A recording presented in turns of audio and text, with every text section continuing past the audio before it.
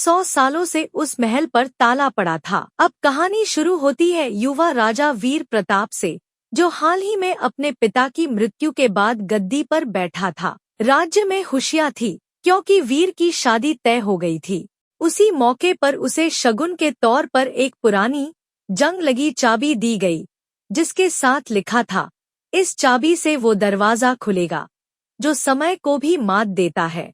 वीर को बचपन से सोना महल की कहानियों में दिलचस्पी थी। उसने निश्चय किया कि वह खुद उस रहस्य को सुलझाएगा। सबने उसे रोका, लेकिन राजा की जिद के आगे कोई टिक न सका।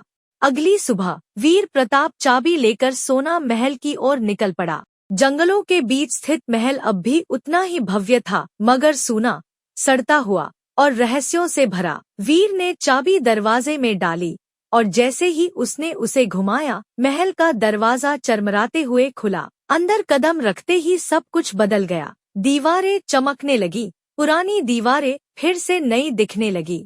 हॉल में राज दरबारी खड़े थे, सैनिक मुस्तैद थे और गंध थी ताजा फूलों की। वीर समझ नहीं पाया कि ये सपना है या हकीकत। स्वागत है राजकुमार, एक वजीर बोला।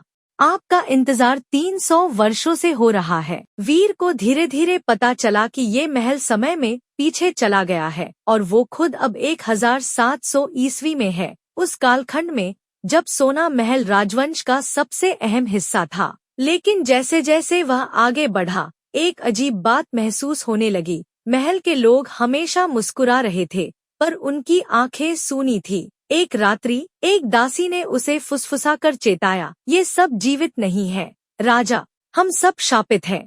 महल तभी खुलेगा जब कोई सच्चा राजा स्वर्ण को त्यागेगा। वीर को समझ आया, महल में छुपा सोना ही नहीं, बल्कि लालच ही असली शाप है।